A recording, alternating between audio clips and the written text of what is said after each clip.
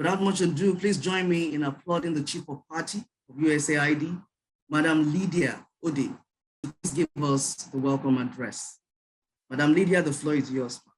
Thank you very much. And good morning, everyone. On behalf of the USAID funded Skill projects and the Orlando Foundation, of course, I officially welcome you to what promises to be an exciting moment of frank interactions between the private sector and civil society organizations in Nigeria. Skill is a 5-year civil society project implemented by Palladium. I think a lot of people have had interaction with Skill, especially since we have this webinar every month. So we do know that it's funded by USG government through the United States Agency for International Development Mission in Nigeria. And like Maurice mentioned, our mandate is to strengthen the financial, management, and advocacy capacity of civil society organizations in Nigeria. And the reason why we're doing that is so that they can better exercise their advocacy and oversight roles to create a more accountable, transparent, and peaceful Nigeria, where there is more effective and efficient public service delivery. Now, USAID identifies the strong relevance of private sector in addressing development and sustainability challenges, and continues to lay strong emphasis on CSOs and private sector engagement in Nigeria. Over the years, Palladium has come to recognize that engaging the private sector more holistically will enhance citizen engagement and civil society sustainability. As a result, Skill has adopted strategic private sector engagement as one of its approaches to achieving the project mandates. It is this approach that led us to an exciting partnership with Orlando Foundation. And just like our donor, we strongly believe that the partnership between the private sector and civil society organizations will help to address these development challenges across all sectors and across different contexts in the country. Our role really is that of a neutral facilitator to this partnership. This is why we are super thrilled to be hosting this webinar aimed at improving private sector civil society engagement by exploring these drivers and constraints that have impeded this effective collaboration. It is our hope that this webinar will do 3 things. Number 1, open opportunity for civil society organizations to share experiences engaging with the private sector in Nigeria, and of course, vice versa. And secondly, move forward the discussion to understanding basic steps in the engagement of CSOs with the private sector and the engagement of the private sector with the CSOs. And lastly, we hope that this webinar will explore the mutual benefits CSOs and the private sector stand to gain from an effective partnership, because there are mutual benefits to this kind of relationship. The panelists, as Maurice will introduce later, you will see on both sides, they are not only experienced, but they are very knowledgeable on the issues of collaboration. And then they are current and active players with new learnings to share. I sincerely thank them for accepting to share their knowledge and experiences with us today, and hope that this conversation does not end here, but that this will be the beginning of so many dialogues that will eventually yield the required collaboration that will bring about a better society and happier and contented citizens, which is really what both sectors are striving towards. So I want to thank everyone for joining us, and a very warm welcome to all of you for coming today. Thank you. Over to you, Maurice. Thank you so very much, Madam Lydia Ode, for that very warm welcome. Once again, the business community and the civil society groups appreciate this very impactful initiative in our development agenda as a nation. And I have the pleasure to invite no other person but Mr. Thank God to please present to us the survey, both of the private sector group and the civil society, the results of the survey. Mr. Thank God, over to you, sir. Thank you, Maurice. Prior to this webinar, we thought that it was quite important that we galvanize and elicit information regarding the CSOs and the private sector organizations as to their experiences in relation to engagement and collaboration. And so that gave rise to a report that we are about to share that had to do with strengthening collaboration between private sector organizations and civil society organizations in Nigeria. Lydia has spoken to the value of this engagement. And so for us, we will just move on to the objective we seek to achieve in this engagement. One was that we wanted to capture, as it were, we wanted to capture the experience of civil society organizations and business minority organizations engaging with private sector organizations in Nigeria. That's number one.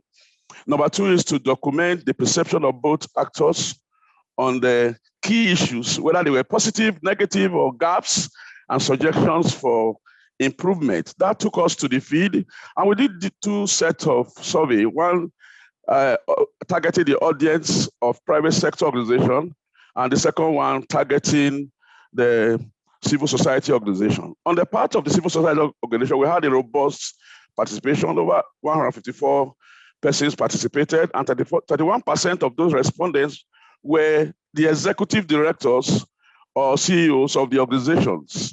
And of course, we had quite a number in terms of male and female representation. And 31% of those that participated in the civil society organization bits were under the health sector.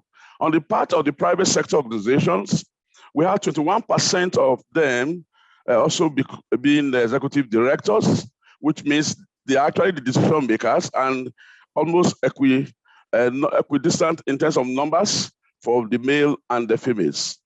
Now, on the key findings, what we find was we asked the question whether they have had experience engaging with either CSOs or private sector. On the part of the CSOs, the civil society organization and business membership organization, we found out that 85% of the CSOs have had some form of engagement with the private sector. While in the case of the private sector, over about 93% reported having that kind of engagement. But we went for that to find out what kind of engagement these have been, and we found out that majority of the engagement was non-financial, which is about 77%, and we had about 23 that had the financial engagement. The non-financial we saw here were more of aspect of support in trainings, vocational skill provisions, as also support for vulnerable population. Now, we wanted to know the reasons for those that didn't engage, why or low engagement in terms of the CSOs and the BMOs, as also the private sector. On the part of the civil society organizations, what we found out was it basically that they lack understanding of the private sector organizations structures and processes, which was, so to them, was quite difficult to understand. They also had the reason of lack of information, inaccessibility, they lack capacity to engage them. And of course, they also have discouraging feedbacks, particularly area by which they write and they say they don't have available funds, they have to wait for budget and all that. And of course, are unaware of how to engage. For the private sector organization, one key thing that came out as a repetitive response was lack of trust. And it was in diverse ways. And also delay in processing requests and sometimes no response. They actually believe that some of the civil society organizations that have asked, the request is vague or may not meet their target or their mandate or area of reference. And of course, issues around unawareness of CSOs and BMOs needs. Then we went ahead to find out what the perceptions are really, either the part of the CSOs or the part of the BMOs. I mean, the private sector. On the part of the CSOs and BMOs, we found out that their perception is that we divided this one into three because the analysis was quite diverse. Some were positive, some were negative, or some were just gaps. On the part of the positive, we found that it is, they believe that it is profitable if all outline the goals and objectives we intend to achieve. They also believe, for the CSOs, they believe that they are team players and they are critical stakeholders, which was quite good, that the private sector is the solution to all social problems for rural communities. And also working with private sector is an engagement process that exposes civil society organizations to better strategies of doing her work and getting increased results. And of course, it is going to yield a positive outcome. On the part of the private sector organization, they actually believe that it will help in checkmating non-eco-friendly policy, mutual understanding of each other's role, development and impact on the community. And of course, they believe it is cordial relationship and is working for a better result. But there are some negative findings we saw. For the part of the CSO, they believe that donor projects have become somehow sentimental. And many times, grants are based on relationship and other engagements. And they believe that it is not productive. For the private sector organization, they believe that many operate by a narrow, deficient definition of what a CSO should be doing. And of course, they actually use the word complicated. To us, that is a big word. And of course, the trust deficit again came into limelight. And they also believe that there is a lacuna, there is no synergy, that they need to understand one another. Then on the gaps in relation to perception, we found that the CSOs, there's a little engagement aside funding and donation. There's a gap between the two stakeholders in complementing government effort and advocating for a level playing ground in decision making. And a lot of understanding of the terms and conditions of the partnership is required, as the parties involved are on one hand not profit and the other hand for profit. So this one came out several times in terms of the gaps. For the private sector organization, they believe that there is a need for improvement as regards better collaboration, funding, and support for different impact projects. They also believe that CSO have had impression several times that the private sector should not be just only fundraisers for their activities. But to them, that is changing at the moment. So each party is working in silos and lack the capacity to scale what they are doing. Now, the key findings we find, particularly in relation to suggestion for improvement, I will read this one out because it was quite very informative, is that dialogue and conversation like this are a good start. By the way, it shouldn't be a one-off. I believe capacity building also for the civil society in terms of corporate governance, structures, and accountability will be beneficial. This master class could be sponsored by some angel investors from the business community or volunteer stakeholders. And of course, they also believe that proper orientation and sensitization, transparency, effective communication, stakeholder interaction forum like this will be a way to go. And a better understanding of the CSO and BMOs by the private sector, like this conversation, will open up continuous engagement for advocacy and, of course, interactive dialogue. In conclusion, what this summary can be is that the private sector and civil society organizations are key contributors to the actualization of the social development goal, sustainable development goal in Nigeria, and there is shared value in strengthening collaboration between both sectors. The survey also have kind of affirmed the need for intentional and continuous engagement for better outcome. Of course, identify key gaps, must be properly addressed for improved collaboration. And finally, enhancing learning and development through transparency and adoption of the globally recognized framework and standard is the way to go. Over to you, Maurice. This is the findings from the pre-webinar assessment. Thank you so very much, Mr. Thankbot, for the presentation of the results of the survey. It's now time for the panel discussion is strengthening the collaboration between private sector and civil society organizations. I will start by introductions. I have with me the MD CEO of New Nigeria Foundation, Professor Obafemi Ajibola, Dr. Udia has a PhD in ICT funded by international development agencies. We have also with us Mr. Edward Fagon, who has over 17 years diverse experience in business planning. Last but not the least, I have Madam Tonia Udimo, who is an articulate community development and corporate social responsibility professional. I believe that a very good place to start is to just figure your reactions to the survey. Can each one of you, and starting from the Professor Emeritus in our midst, share your disposition to the results of the survey? Over to you, sir. Thank you very much. I think you just gave me some promotion to be Professor Emeritus. Thank you for that too. Well, I just want to say a big thank you to the organizers of this webinar. This is really important issue to deal with. I think the survey is a very good one. I'm particularly impressed with the conclusions that have been reached. I believe very strongly that there is need for collaboration between the private sector and the civil society. And I think that will really happen with continuous and more collaboration, more getting together between us. When we interact more, that is the civil society and the private sector, we are likely to build the trust that is required for us to be effective working together.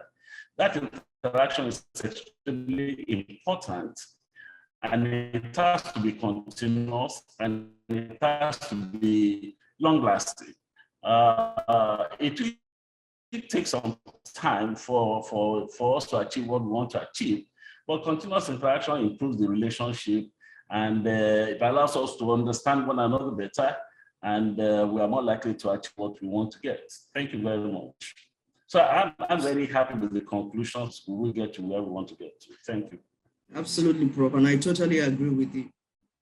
This is just the start. Continuous interaction is imperative to take us to where we're going and where we need to be.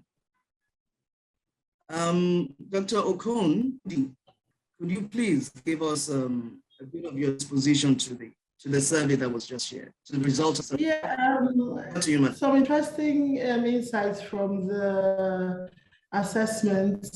I think for me, some of the things that stood out was there is definitely a knowledge gap, which has been identified by respondents. Obviously, CSOs do not understand what the private sector is doing in terms of their corporate social responsibility. And both actors have been operating in silos, and that came across in the assessment.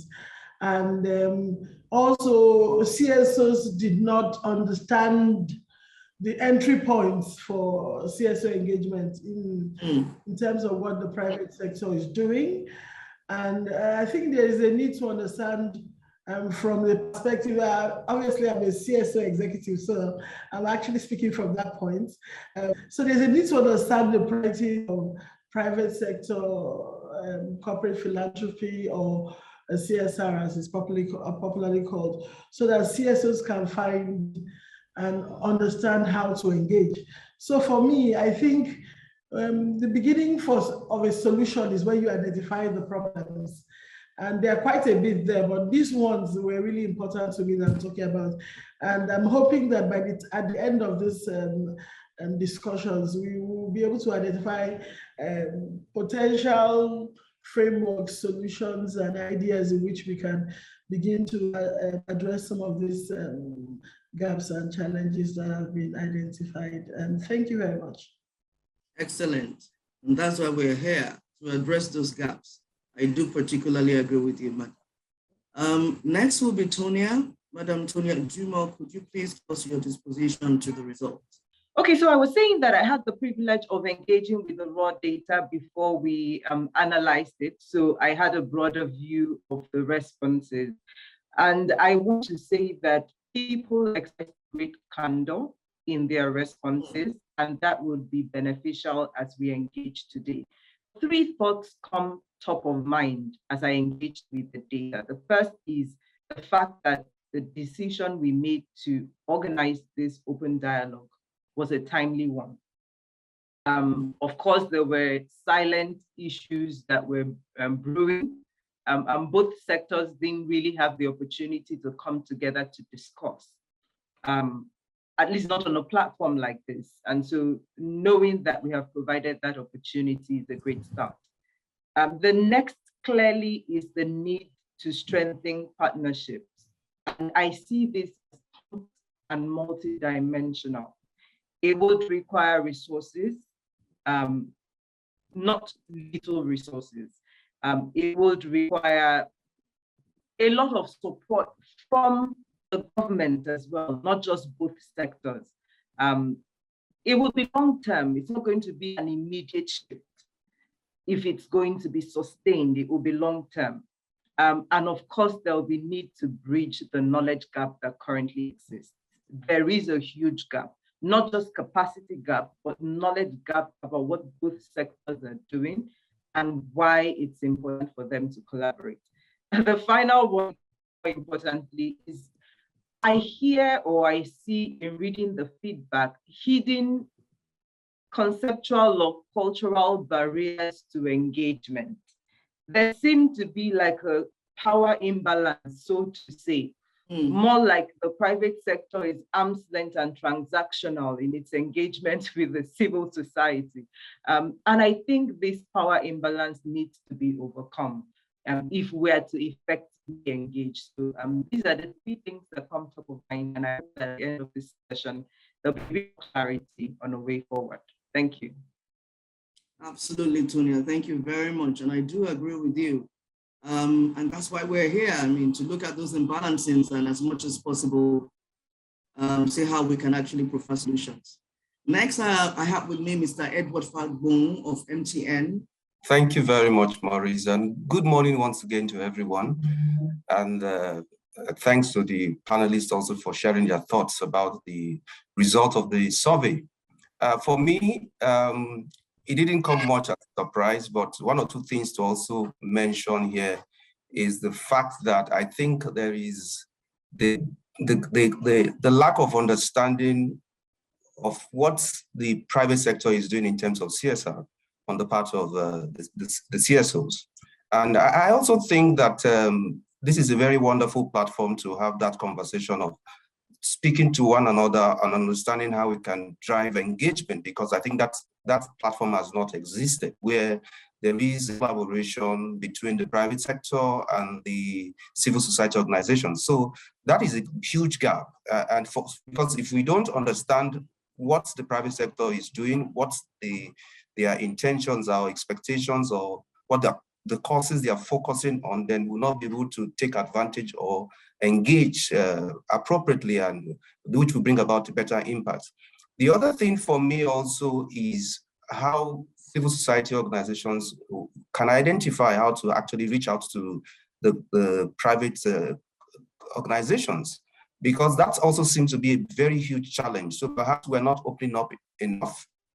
There are no channels through which the civil society organizations can access us and can speak to us. And I'm sure that in the course of this webinar, we'll be able to speak to some of these things and identify better ways of engagement. Thank you very much, Maurice. Well, excellent thoughts. Thank you so very much, Mr. Edward Fagbung. We've heard the thoughts and the dispositions from the panelists to the survey results that we just heard today. Now we're going into more questions, and my first set of questions will be to the civil society organizations representatives that we have on the panel, the person of Professor Ajibola and Dr. Udi Okon. We'll start with Prof. Prof, I would like you to share some of the constraints that you have experienced in dealing with the business community, in addressing some of the social development issues, and give us some level of depth into how these constraints actually limit the potential of more impactful results that we could actually earn, as a nation, assuming these constraints were not there. Prof, over to you, sir. Thank you very much, Maurice. You've talked about impactful results, and that's very important, impactful results. As an organization, if you want to get impactful results, there are some critical things that are very salient, very important. You must have competent and experienced staff. And then your system must be such that you can upgrade your staff so that you can come up with best practices in whatever you're doing. These things don't come cheap. For you to retain good staff, you must pay well. So sometimes when you're having discussion with private sector organizations, and they look at you and you say, you're a civil society organization, you're an NGO, shouldn't be charging so much. Why your daily rate so high? It becomes a big constraint and a big challenge, and yet they want to do well. And some of the staff of the private sector organizations are talking to you. You look at the daily rates you are putting for your staff, they are like, fractions of what their own salary will come to. Then you start wondering if they really think that staff of CSOs should live properly in our society. That is a big problem, because if you are unable to pay your staff well, you cannot retain those staff. If you don't have those staff, you cannot come up with good quality work. So that is a constraint that, really, really is something that you face when you're engaging with private sector organizations. And it's a major one. Another major thing is that in your long-term relationship with private sector organizations, particularly if you are looking at their corporate social responsibility issues and you are dealing with those, you find out that the issues that you are dealing with are not so core to their main business, to their bottom line. So if there are issues, if there are problems in the economy, if they need to cut down, you are the first to get hammered. Your project is the first to get hammered. And that creates a lot of problems in terms of your relationship, and now you trust your engagement with the private sector organization. Those are issues that are very, very key. There are other very important issues. It's sometimes extremely difficult, to have the engagement that you need to have and to sustain it for a long time. In order for you to align, your motives, the profit motive of the private sector organization and your own, social values, you really need to be patient and understand each other, which is not cheap. It takes time, it takes patience, and it takes skills. Skills on both sides, particularly on the side of the civil society organization. And if you do not have that kind of patience and that kind of time, you are unable to build sustained relationships that can lead to you really getting impact in the project that you do. So these are things, the time that is required to develop the kind of relationship that can lead to the sustained good quality results is costly. And those are big challenges. Let me stop there for now, because these are the key challenges that you have as a corporate civil society organization. Let me stop there for now. And we really do. Absolutely, Prof. And I really do appreciate you giving those feedbacks. The issues of trust and suspicions, the practical non-alignment of the cost of the civil society organizations to the business objectives of the private sector is also a major issue. Thank you so much for those contributions. Dr. Udi, I would like to come up with some solutions you can share with us. Where do you think both organizations, as I talk about the private sector organization and the civil society organization, can actually meet to diffuse some of these constraints? Okay, thank you very much. I think something very important that was done in the assessment, right, was to assess people's perspective, both the CSOs and private sector, on how they perceive how the other party is working and how they perceive the opportunities for engagement with the other party. And I think that's critically important, because, and I think that's the foundation for the solution. I think that civil society has a way of working that is very distinct and different from business and even government, but they make unique contribution to social, political, economic development and cultural life in the country. Now, the private sector is comprised of businesses whose bottom line is about profits, right? Now, what they try to do is give back to community through corporate social responsibility, or whatever they call it in different organizations, from their own internally developed, designed priority areas. So for example, an oil company operating in Niger Delta may be looking at focusing their philanthropy towards development of the immediate community, the host community in which they operate. Now, these are very different models on how these two parties engage. But I think the most important point I think I want to draw, let me use a quote from Amina Mohammed, the UN Deputy Secretary General. She said, partnership is critical, especially with the private sector and civil society, in order to move from silo to system thinking, to overcome the complex development landscape. That's what Amina Mohammed said. Now, what is system thinking? Is the idea that you see is how we change how we view things in terms of what I do and how it will impact the society I work for, into seeing how different entities interact and influence each other to make up the whole system.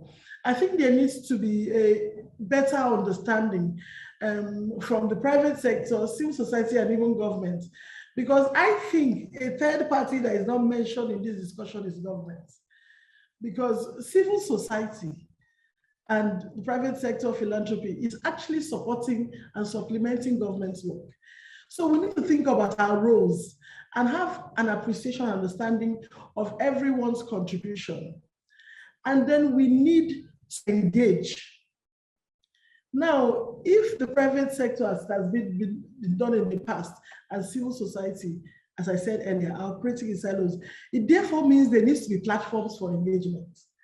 We need to be thinking about how we create platforms where different perspectives into development, both between the civil society, the private sector, can be shared, information, learning between these two parties. Because for a lot of civil society organizations, they don't have a clue what's happening in the private sector and how they are working, but a lot of private sector organizations are really contributing to the economic, social, and cultural development of the country. Absolutely. Which is a domain where CSOs thrive. So we need to have those platforms. We need to provide sector-specific forums. What do I mean by that? Supposing a particular organization, private sector is interested in education, they should have a platform where CSOs and others working in the education sector can engage, can interact and share information. If you are working on employment, there should be that platform, sector-specific platforms, where CSOs who are strong in specific sectors engage to talk, to share ideas about what they're doing. That's the second solution I'm thinking about. And then we need to better understand the nature of relationship between the two actors. We need to develop conceptual frameworks that we can use to understand what is the private sector doing, what are CSOs doing. Because ultimately, if we don't know what each parties are doing, we're operating blindly, there's no opportunity for collaboration. So I'm suggesting knowledge and resource sharing platforms, a framework for action to strengthen collaboration. And I think, I don't know whether this should be led by the CSOs or by the private sector. We think we need to have some form of compendium of CSR work in Nigeria and their focus areas. Because honestly, they do a lot of work without people knowing. There's no public. So if there's a compendium of what different organizations, private sector organizations are doing and their focus areas and opportunities for engagement, I think that could be a platform to even begin to engage. So effective partnership can only really be achieved through when the two parties come together, mutually design, plan on how they can engage. So these are some of the initial solutions I think may be useful in strengthening. Yeah, and I like them. I like them because they're practical. I mean, I hear you move away from the silo way of thinking into the systemic way of thinking to enhance partnerships. I hear the necessity of the platforms that needs to actually bring both CSOs and private sector together. There needs to be that focused kind of engagement and not necessarily leave it in the hands of a few. And lastly, what I hear you talk about is a database of the corporate social activities actually that are going on for easier alignment to the CSOs in particular that are actually already in the line of those kind of activities. Thank you so much, Dr. Idra. It's very worthwhile hearing from you. Now I'm going to go to the private sector. organizations in our midst. And I'm going to start with Mr. Edward Fagbon of MTN Foundation. I can only imagine the scale of interventions that MTN Foundation needs to partner with the civil society for the kind of impact that we actually see. I mean, it looks good from the yellow point of view. Please, Mr. Fagbon, share with us how this has been for you and how it has truly fared over the years. Being a global organization, an organization beyond the shores of Nigeria, can you share best practices in civil society and private sector engagement and relationships with us? Over to you, Mr. Fagbon. All right, thank you very much once again, Maurice. And I'd like to start by taking the cue from what Dr. Akpan said about the need for us to migrate from the silo mentality into a system mentality. And for us at MTN Foundation, MTN Foundation has been in existence for about 17 years with an investment in Nigeria of over 23.7 billion naira.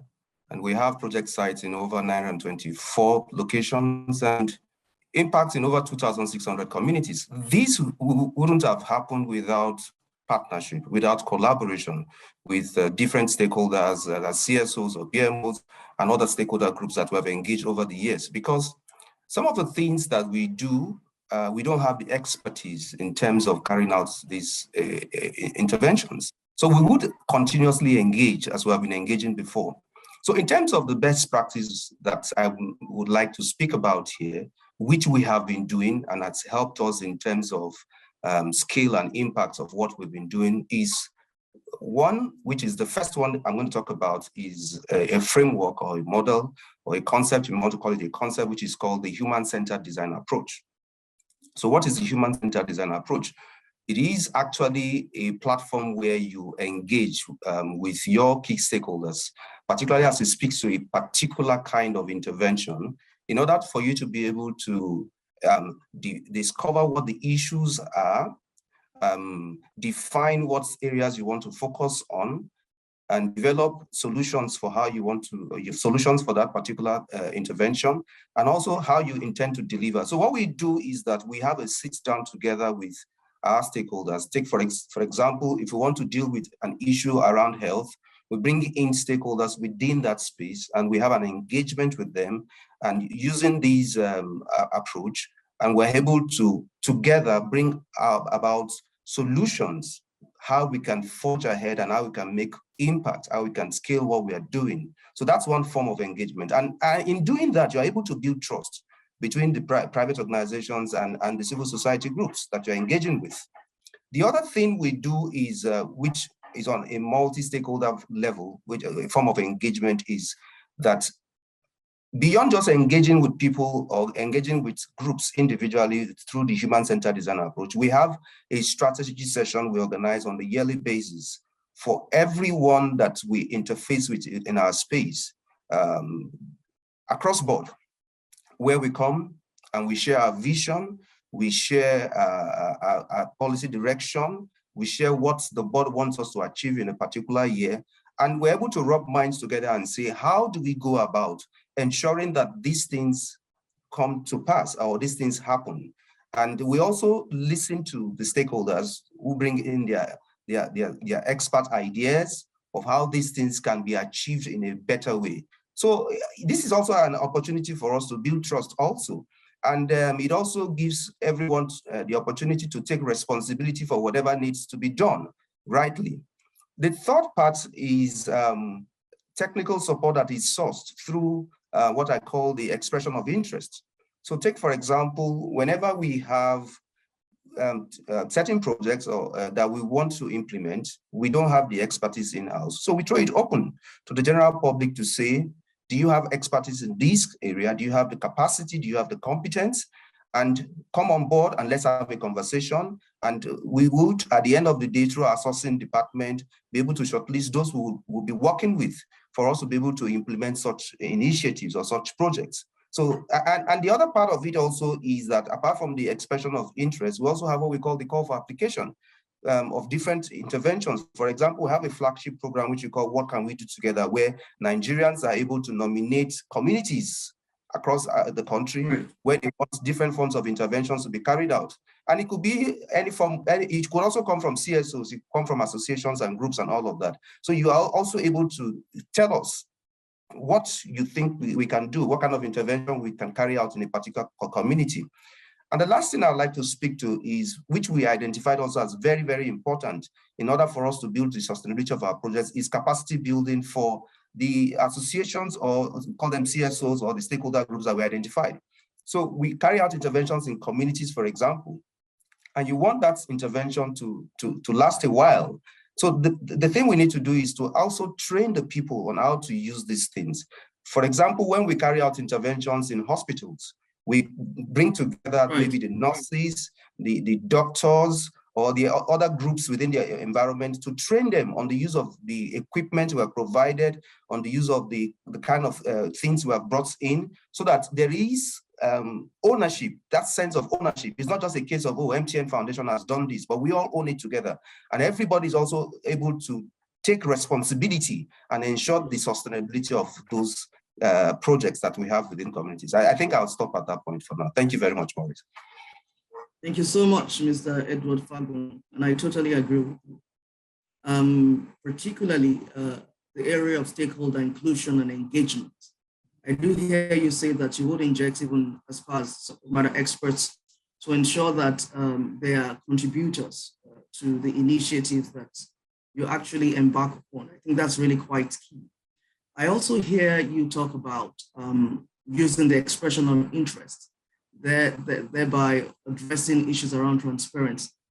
What I want you to spend a bit more time on to talk about, just before Tonia speaks, is whether you think it will be a better situation for both sectors if the compendium that I call, that Dr. Udi Akpan referred to, and I call the database of the corporate social organizations and the activities that she spoke to, actually is made available for access. Because again, we do know that this expression of interest, it goes out there, but sometimes it's not targeted. And because it's not targeted, the fastest person, the fastest organization are the ones that actually get shortlisted or get to propose. I'm just thinking, would you say that her solutions, some of our solutions, especially when it comes to the database and the compendium, would add value to the process for the private sector to select from? Over to you, Dr. Fagbon. Okay, thank you very much, Maurice. I totally agree with Dr. Udi's submission about having a platform.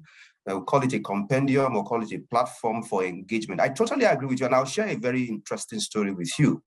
We wanted to embark on a project in the health space sometime, I think in 2020, thereabout, or 2020, 2021. And we threw out an expression of interest for people with technical capacity or capability to be able to come in on board and help with the implementation. It will surprise you that for quite a number of months that was opened, we were not able to get a sizable number of people to engage with. And to be frank with you, if we had a platform where we could engage say other stakeholders or a group of people who have the expertise, we would still open it up, but would have also narrowed it down to engage. I'll give you another example. We discovered over the years through our scholarship programs that we were not getting quite a number of female people, engaged in giving scholarships through that platform. And it was a concern for us to say, we always have male scholars always on board. And so what we did was to engage different women organizations or organizations that tend to push for gender equity. And we had a traction, we had a kind of increase in numbers in the last phase that we had. I think over 15% increase. That was because it was deliberately targeted at the right people who would be able to help us get the access to the people we wanted to reach out to. So I agree with you totally. Getting a platform is very, very important, but like Dr. Akpan said, who drives this? Is it from the private sector point of view or from the civil society, or who takes this responsibility? That is the answer we would like to get at the end of the day. Thank you. Absolutely, and thank you for sharing that information with and that example. I do totally appreciate it, and I'm sure the participants here also appreciate it. I would also now like to go to Madam Tonia of Owando Foundation. It's always a pleasure to hear your very valuable contributions. And I know that you've been instrumental to this ongoing discourse with the USAID. And your interventions as a foundation require necessary engagement with the civil society for implementation and execution. Madam Tonia, can you tell us how this has been, how it is going, where you think the strengths of the civil society are, and what you think the strengths of the private sector organizations are, so that we can harness opportunities and areas of synergy? Thank you so much, Maurice, for that question. It looks like the kind of question that a woman who's pregnant and has a child, they're backing. That's the best illustration for that question. But I will attempt to dissect them. So first, for the foundation, over a decade working in the development sector, we see clearly a relationship that's centered more on shared value and mutual benefit. Of course, you know that we operate in 23 states, and there's no practical way possible that the foundation staff alone would be able to execute the projects that we have across the targeted communities and schools that we work in to reach the number of individuals that we've been able to reach, over 200,000 and counting. So we do rely heavily on the civil society to support, in this instance, the NGOs and the community-based organizations. They're the ones we work with the most. The Adopt a School initiative is our signature program for the foundation. And it's a multifaceted approach to education support. And it's centered on local community engagement. And the reason is because we are thinking sustainability. Yes, we've adopted these schools, but when we leave, because we will leave someday, how do we ensure continuity on the part of government, but more importantly, the communities where the schools are hosted? And so it's important to work with civil society. But why civil society? I think it's because for them, they have core strengths. They're socially grounded. They understand the issues. For those who have thematic areas of focus, they understand the core issues. And they're skilled in delivering the thematic areas of focus for the organization and aligned with the core objectives of the foundation. Even though I also would mention that not all CSOs have been able to work with us. And the reason is because the foundation has set criteria for CSOs that are able to work with us. I think it's just best practice. And these criteria, they're not overreaching, they're just criteria around the financial framework or structure, the governance issues, and capacity for them to deliver those results. Has the relationship been seamless? Of course, it hasn't. It's been challenging, but we've also had good success together. Today, we've worked with over 20 CSOs since we started, way more than that. And the core issues that I would identify that we've seen are issues around the governance framework, issues around accountability with fund management, as well as issues around capacity to deliver on agreed targets. These three are the top issues that we have had with some civil society organizations that we've engaged. However, it's also important to mention that we've learned a lot from some of the civil society organizations as well, because of the unique strengths that they have, and because of their deep understanding that our CSR initiatives are not, yes, we are Owando Foundation, but we've, as much as possible, shown ourselves to be altruistic in our execution of our CSR initiatives. And so they understand that and are willing to contribute, knowing that the beneficiaries of our projects are not just beneficiaries that serve the interest of Owando, but their children who will later grow to contribute to the economy of Nigeria and help our national development. So they are as passionate about the cause as we are. To add to the strengths that they have, they are also effective civil society organization, private sector partnerships that are important to note. there's no uniform, what I have seen is that there's really no uniform understanding of how cross-sectoral cooperation works for the benefit of development. Even though there are benefits, there is no clear-cut accepted way of how it should be achieved. So everybody has an opinion on how they think it should go, but there is no consensus on how it should be delivered. So we understand that private sector is the key player in the actualization of the 2030 agenda.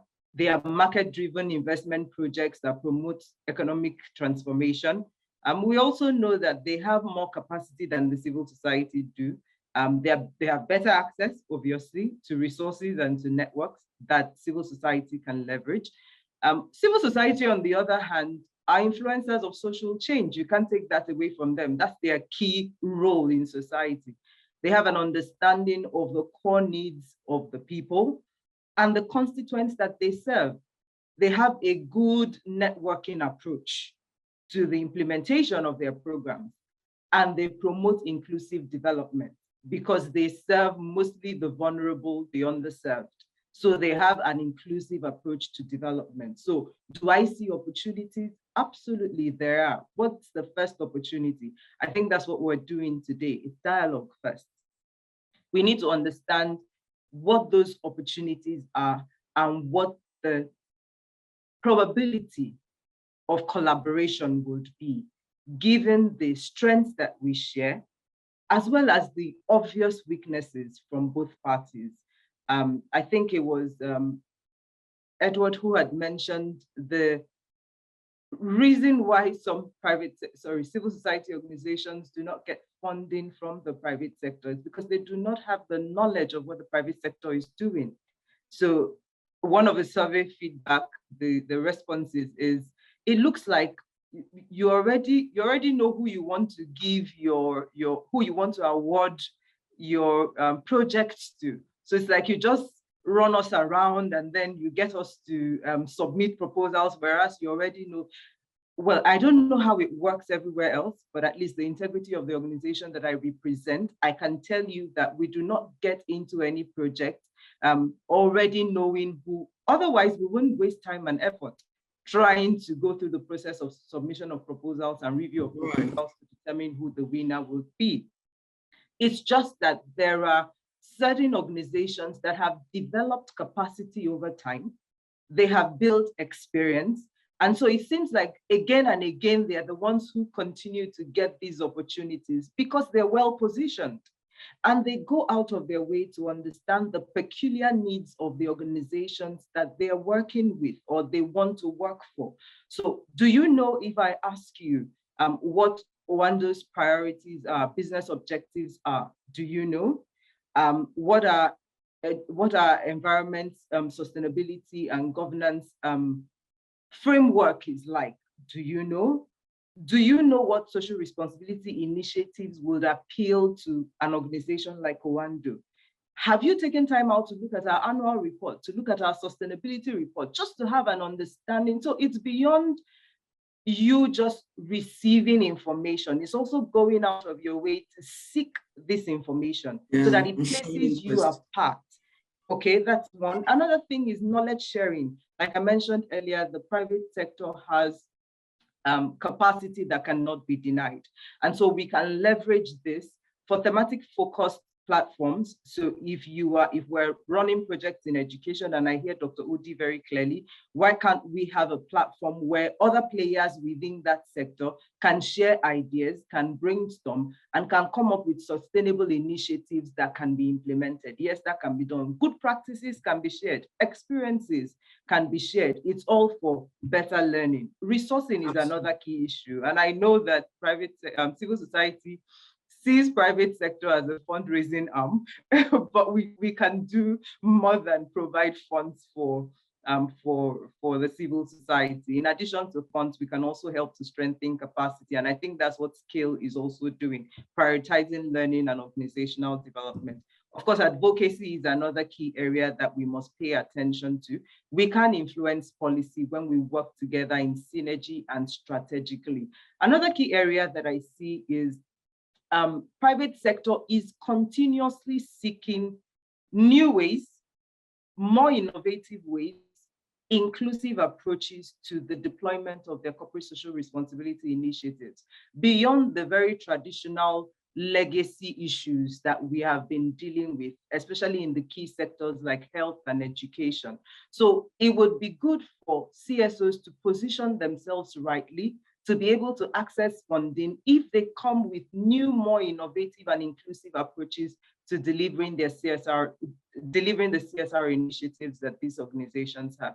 I think I'll just leave it here. I know there will be a question and answer session. I can take some I told you point. so. Very valuable thoughts. Yeah. I mean, from Tonia there. And I must really agree with you, the strength of the corporate social, civil society organizations. They are influencers of social change. There's no doubt about that. They're closer to the needs of the people that the private sector is. But the private sector has the resources and they have the capacity. So there just needs to be that partnership that Dr. Udi has spoken about earlier. There has to be that trust that Professor Obafemi Ajibola had spoken about earlier to harness and to synergize, to maximize some of these opportunities. Tonia, thank you so very much.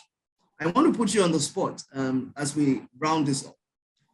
I want you to compare between the engagement and talking about some of the hurdles that the private sector needs to actually pass. Because Dr. Udi made a very interesting remark.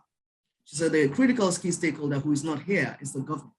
And I know you deal with governments as well as civil society organizations. If you were to compare, where do you think the constraints are more between the civil society and the government as far as private sector dealings are with them? Over to you, Tonia. This is a tough one. It's a tough one because the challenges are different. Government has the primary responsibility to provide essential services to its citizens. And so you hold them strictly accountable if they do not deliver. Civil society is to enable inclusive development. So they are more enablers than core. They don't have core responsibility for it. And so when we engage with government, it's from the standpoint of, in addition to this being mutually beneficial, it is your primary responsibility.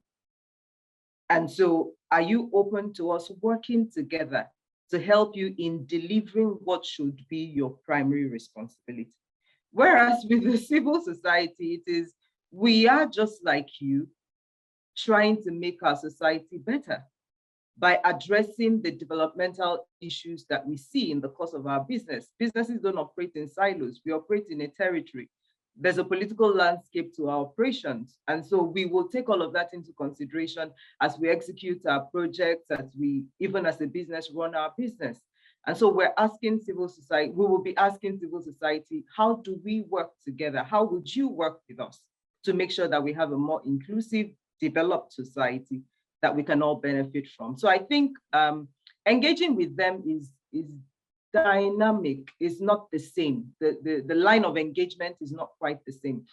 Government is not the easiest to engage with either, but civil society, I think they are more open in that they have specific target areas that they address. And if you can provide them with what they need, they're able to deliver for the ones who build capacity. Absolutely. Government is a huge elephant. Yeah, we can say that again. Absolutely. Thank you so much. Thank you so much. And I hear you. There's a rightful expectation that we expect from government. The civil society, I mean, it's almost like a business selection. You need to be guided by your social values and so on and so forth.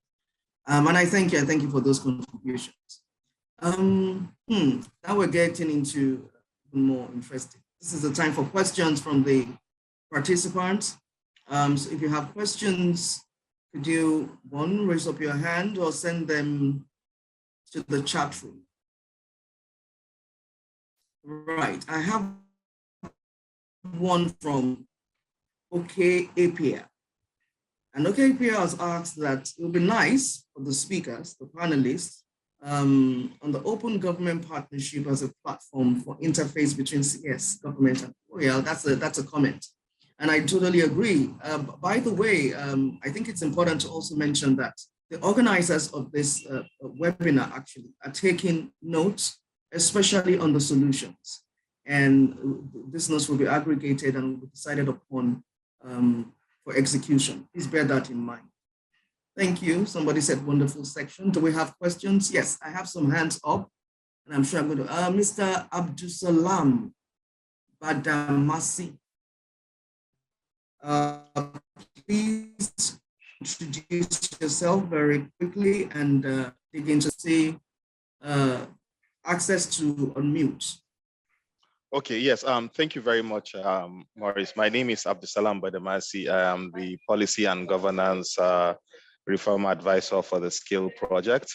I just want to mention that, what has been said all morning, although I came in a bit late, has resonated very well with what we are doing with private sector. And there are two lessons that we have learned in terms of our engagement, on that level. The first one is, dialogue. Having dialogues with private sector is actually very important. And this kind of dialogues are not really one-off dialogues that should be planned and hoping that you would really get outcomes. I know that we started having private sector dialogues as early as March in 2021, and we didn't really get some traction from private sector until December of 2021, after we've held other several private sector dialogues. And it came from really unexpected quarters. It came from the Association of Licensed Telecom Operators of Nigeria. They attended part of one of our dialogue series, and they were very interested in partnering with civil society organizations because they had a pain point that they felt civil society could relieve for them. And that pain point was around multiple taxation and around financial inclusion and so on. And we got civil society together, had conversations with them, and they felt that they are going to have this kind of conversation with them and see how they can deepen that collaboration to ensure that they have some of these things, ironed out. But one thing we realized is that private sector speak in a different language from civil society actors. Private sector is usually more around the short-term fix, the short-term solution to most of the problems they have, especially when it comes to policy, bottlenecks and so on. And so we really got to let them understand that if you want civil society, first of all, to promote some of the things that you want to be done, it has to be from, what Tonya said, inclusive development lens, that is one, and also for the common good, that is the second aspect of it. And then the third aspect I want to really mention is, these dialogues is also very, very important to have regulators in the room, because regulators of private sector, are also very, very big players, and private sector defer to them, especially here in Nigeria, where you have regulators being more like demigods, right? And private sectors really wouldn't want to have some issues with them. And I remember in the room where we had our Calabar dialogue, MTN was saying that, look, you can come to us with whatever, and we can refuse to accede to your demands because you will not be there when we are sanctioned by NCC.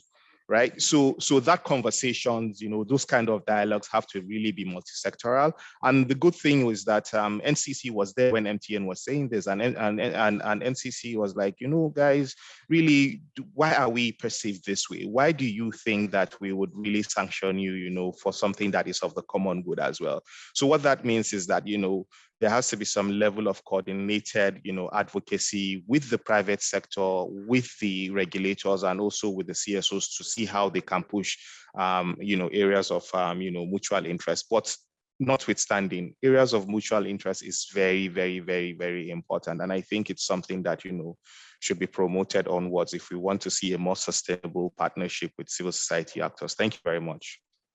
Thank you so much for your contributions, Mr. Abdusalam Badamasi. I will now allow Madam Patricia Inadi Pam. My name is Mrs. Patricia Inadi Pam from Equal Basis Development Initiative from JOS. It's an organization for persons with disabilities. I live with a physical disability.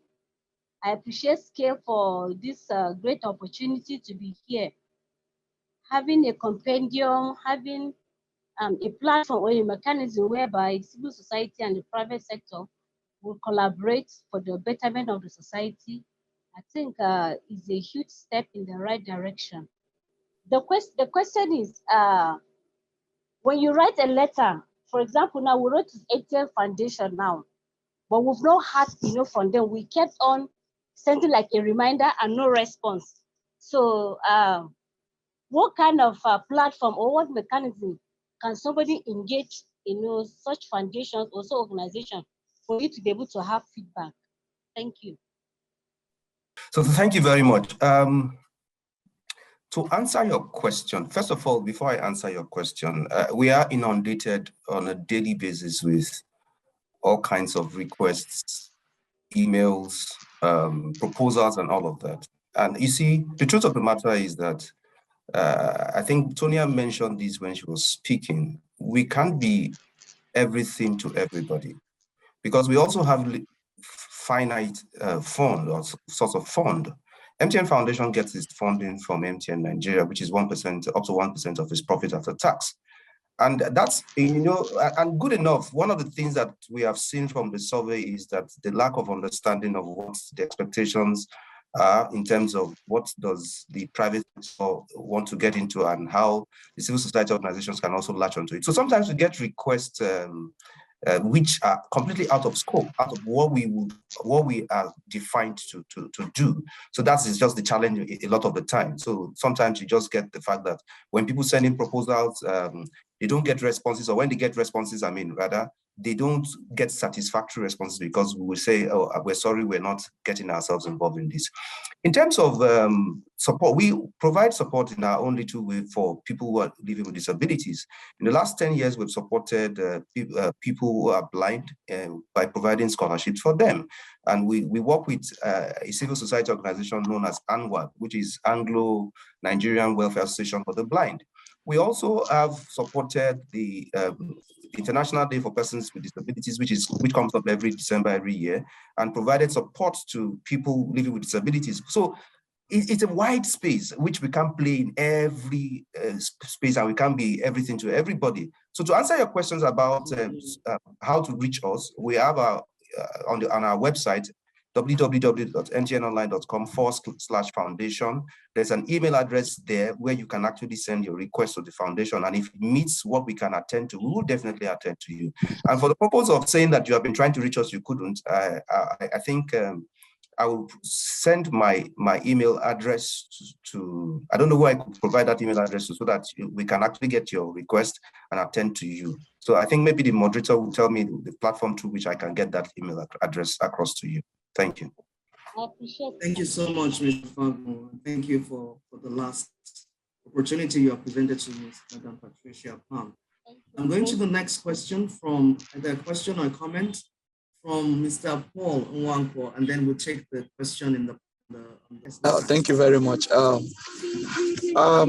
The conversation today has been quite engaging, and I thank SCARE for this round of webinar. Very quickly, I understand that partnership is very critical in order to move development work from silos to system thinking, and also to overcome the distrust between CSOs and private sector organizations. Now, I have a few suggestions to make.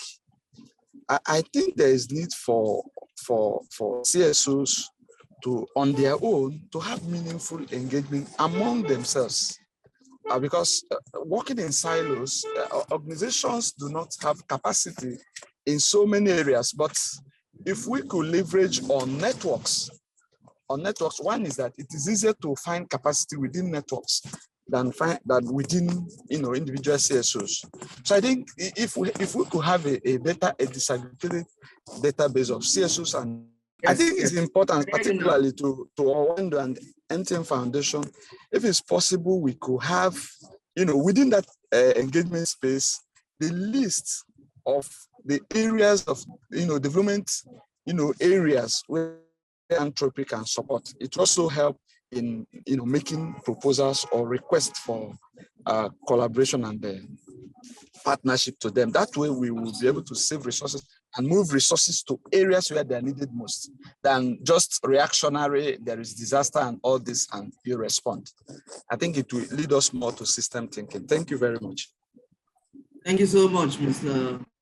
Paul Nwankwo. Still on the compendium and the necessity for the platform. I'm going to go to, Madam Lydia Ode, just a minute from you, Madam. Okutekwa Aminu Oseni, the Executive Director for Lugard Youth Development and Empowerment. So this question is about how can private sector collaborate with civil society organizations to strengthen advocacy on gender equality and social inclusion for women, because this is an emerging issue. So I'm going to direct the question to a private sector representative, and the woman in our midst, it will be Madam Tonia. Okay, I think the first thing is to find currently private sector organizations that have thematic focus in gender-related issues. That's a good start. There's no point trying to sell, whilst this is an important issue, there are organizations that have taken it on as a thematic focus, and every organization cannot do everything. So a good way to start would be to identify organizations and platforms within this private sector that already promote these issues. I'll give you an example. The Private Sector Advisory Group has clusters, and the clusters address specific sustainable development goals. They've been lumped into clusters. So for example, Owando Foundation supports education. Education is cluster 3 under the Private Sector Advisory Group. And so if you want to strengthen advocacy, as we are doing private sector with the cluster that we represent, Owando Foundation, taking it front and center, education, both with the government and with the civil society, what you can do is to either seek private sector organizations that are already supporting these initiatives, or look for platforms, organized private sector platforms that are also supporting such initiatives. They may already have an agenda that they're pushing forward for advocacy with government or internally within the private sector that you can latch onto. Or if you have your distinct proposal that is markedly different from what they are pushing, there can be a review and an update of what they currently have. And then I'll use what we're doing with the Cluster 3 education platform under the PSAG as an example. So we see that education is critical to national development, education more at the basic level, and that's an area of focus for Cluster 3 under the PSAG. We have identified ways that we can incentivize increased private sector support towards education. And one of that is through the tax credit initiative. And we're saying specifically here, the education tax credit initiative. So what are we doing? We're working with private sector private sector education affiliates, i.e. private sector organizations that have education as the social responsibility focus, to agree, first of all, what the framework for this would be. So what key components are we going to support under basic education? What will be the legal financial framework to drive this? Who do we need to engage with? What's the process? And then the engagements can begin. Of course, it will require stakeholder engagements at different levels. It would require development of materials that will help communicate your ideas and what you're proposing. It would require setting up of groups or committees to help review and fine tune. But then another key area that you may have a quick win is to see how you can sell your ideas for what you want to achieve with the organizations that are already doing that. So in Owando, for example, with gender equality and just female, I don't want to call it female inclusion because we already have an equal opportunity. We're an equal opportunity company. We provide equal opportunities for both male and female, but just projecting the women within the organization who have the competence and the skills to represent the organization and, more importantly, provide visibility for themselves. So we already have a system within our people management process in the organization to support this. Perhaps you may find other private sector organizations who are intentional about how to promote the women's cause, and see how you can work with them directly, either as an external resource or want to duplicate what they're doing, but at community level, since your engagement is more at the grassroots. There are various approaches that you can use, but I think the starting point is, since it's private sector you want to work with, identify private sectors who have this as a thematic focus and engage with them. That would be my immediate response. Thank you very much, Tonya. Really useful response. I'm sure the participant who asked that question has answers already. I'm now going to call on Madam Lydia Odi. Maurice, I didn't actually put my hand up. I've left the comments that I wanted to make somewhere in the chat. It was just a comment. And it was really talking about looking beyond this partnership, looking beyond CSR. And I think somebody has reinforced that. But really focusing on how both sectors can really mutually benefit one another. And one of the things I mentioned, if you look at the issue of multiple taxation, is something that is really affecting the businesses of the private sector. And civil society have been working years at influencing policy. How can the private sector leverage this expertise within civil society, bring in their resources, and then they can collaboratively work around some of these issues. One other thing I mentioned is the crisis we're having currently with power, with fuel. It's something that is affecting business environment. How is the private sector and civil society working together to push, to engage government around this crisis? So I left my comments earlier on, and hopefully we can continue to discuss and engage around this partnership that we're building today. So do we have, I see there's Legosi Nwabo. I'm really sorry if I'm not getting the pronunciation correctly, but please, if you can allow him or her make their comment.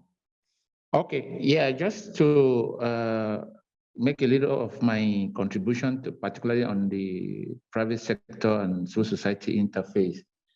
Most of the issues that civil society actors work on, in most cases, are in variance with some of the principles that the businesses work on. For instance, we have environmental issues that businesses or private sector actors are major contributors in terms of the impact on society, and civil society are advocates of possible maybe issues of good environmental practice, as it were. So at that point, there seems to be a divergence. And so how do we bring about convergence between what the society stands for and the practices or supposed best practices that the business actors are supposed to carry out in the process of doing business? So we see that at that point, it will be difficult for the issues to be the same or the approaches to be the same. And so that we also need to understand and find a way how to bring them together, so that, yes, we want to work together, but how do you also carry out your business operations in a manner that respects human rights, in a manner that protects the environment, in a manner that respects gender issues or the likes. These are all conversations we need to also bring on board. It has been acknowledged. Secondly, it has also been acknowledged that capacity is lacking, and capacity is lacking in the context of most of the things that civil society are working on.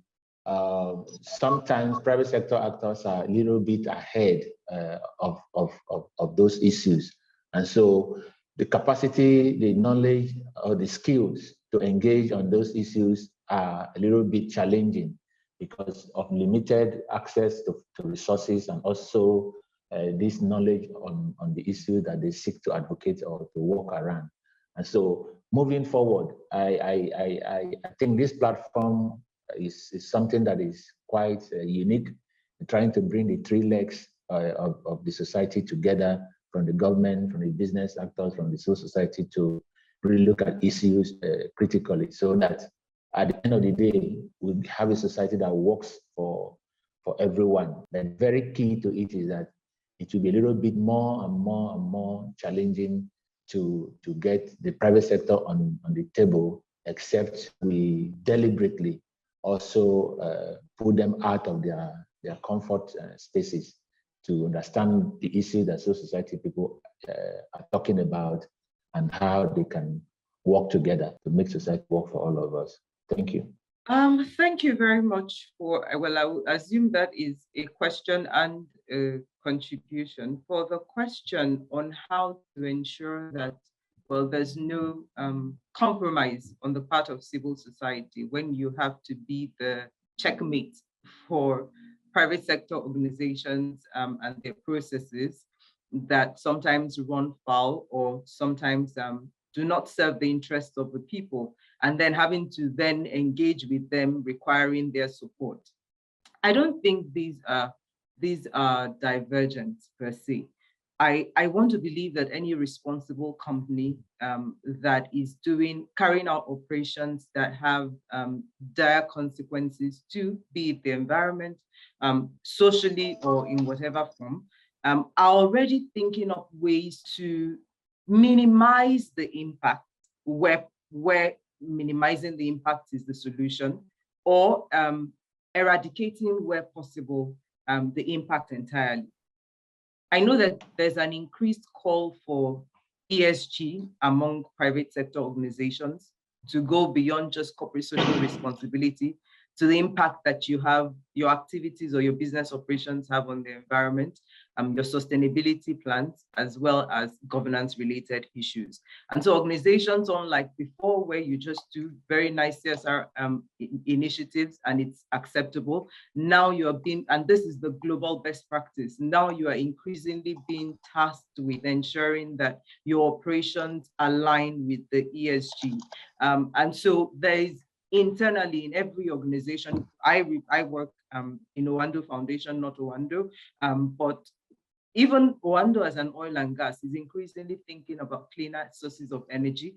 We must accept the fact that as a developing country, there's heavy reliance on our carbon emission still remains high. There's heavy reliance on oil here as a means of energy.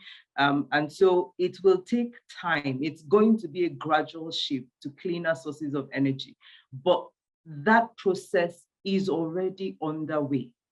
Responsible organizations would always continue to look at their processes and operations to see how best to ensure that it meets the ESG framework. And just for the sake of responsibility, period, you are a part of this system, you're a part of this society. You want to ensure that the society that you're operating in a way that promotes best practices, keeps your people safe, and ensures that you can continue running your business even in that environment. So that's a consideration that's well taken care of internally. I'm not speaking for all private sector organizations, but I know that this same thought process is going around, and as the conversation around ESG continues to grow, there will be an increased desire among private sector organizations to focus more on the impact of their operations on the environment and the society.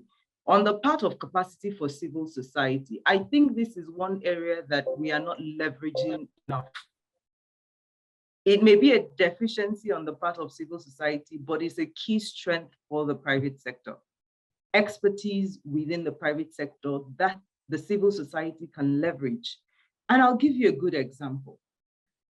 I'll use Owando Foundation. So we do have a mentorship program for young girls in our adopted schools to promote STEM among the young girls, because of course we see that it's considered a male-dominated career path or industry. So we want to catch them young, as they say, and develop their interest in STEM so that as they continue, that interest is already there and they'll continue to pursue career paths in STEM. And what we're doing is, because we already have female engineers in-house who are already, this is the path that they have taken on, can motivate and mentor young girls in our adopted schools to continue in this line. And then we can form strategic partnerships with organizations like Microsoft, who have a foundation and who can support technology improvement at school level, and even coding skills for some of the other organizations, and ensure that these children have access to these things. This pattern can be replicated with the CSOs that work with us. So if they are, I know Scale is doing this intentionally, but if there are CSOs that are working with us and we identify capacity issues that impede on delivery, and they are not so grave that it would impact heavily on our overall outcome, then we will work together with the CSO to ensure improvements where possible. So I don't see it as a deficiency that makes it impossible for you to work with the private sector. Rather, see it as an opportunity that you can latch on to, leveraging on private sector capacity, technical expertise to improve the operations of your own organization and your people. I don't know if that provides clarity. So yes, I'll just go very quickly to the chat box and see if there are any questions there. Okay, I see a question here. It says, thanks for the presentation, such an insightful one. I want to ask, how can community-based organizations leverage on CSR from private at the grassroots level?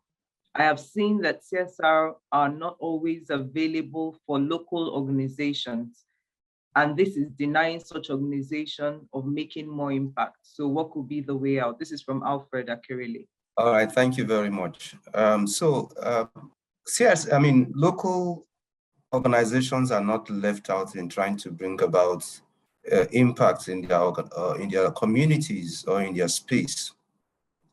So the challenge a lot of the time is, which we have talked about over and over on this platform, is lack of knowledge of what the private organizations are doing, lack of understanding of what they actually focus on and how you can take advantage of that. So I gave an example earlier on when I said that MTN Foundation does an initiative called the What Can We Do Together initiative, where it's open to everyone across the country, open to every Nigerian, irrespective of whether you are a customer with MTN or not.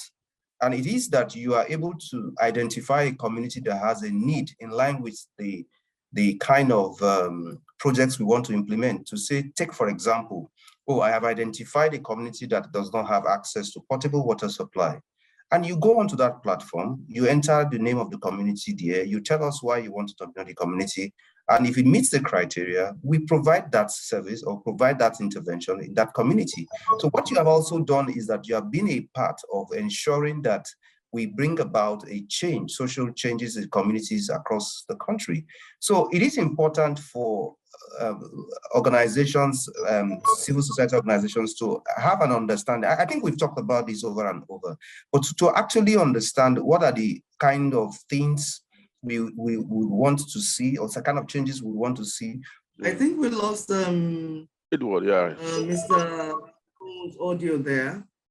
I think we should take the last question now, and I have Salmanu Muhammad's hand up.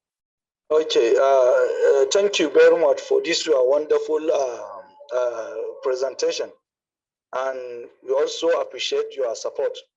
But my question is, how can we as a civil society organization, we are not profit makers, how can we get a support from private sectors? Thank you very much, Mr. Salmanu, and I know there's been a series of answers there. I think, the access is one to start with individual companies or the private sector groups that you're familiar with, and I know that I did send the private sector advisory group email on the chat platform. Distinguished ladies and gentlemen, thank you so very much for those very brilliant questions that you've asked, and I'm sure the panelists have done justice to provide you some level of answers. Without much ado, I have the pleasure of calling the Deputy Chief of Party, USAID, Scale, Madam Bose Etiopa, to please give us the closing remarks. On behalf of Scale and the Oando Foundation, we would like to thank you all for being part of this very important webinar. We thank the participants. We see that you have sustained your participation. Thank you very much. We also want to thank our eminent resource partners, Professor Jibola, Dr. Udia Kpan, Mr. Edward Fagbo, and our own Oando Foundation Program Manager, Madam Tonia Uduimo. Thank you for bringing good insight and experience to bear in facilitating this webinar. Thank you all. Dr. Maurice Satoki, thank you for excellent moderation of this webinar. I just want to say that since February, when we had the initial collaborative meeting, that is scale with Oando Foundation, we have worked collaboratively to host this webinar. There were a lot of planning meetings towards the pre-webinar survey and for hosting this meeting. So I want to thank all the Oando Foundation and Scale team members who were part of this, and also our resource partner, Custos.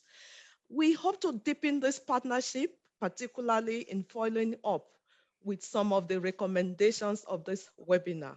We thank you all. And as Professor Ajibola said, that this interaction, the dialogue should be continuous so that we can improve relationship between the private sector and the civil society.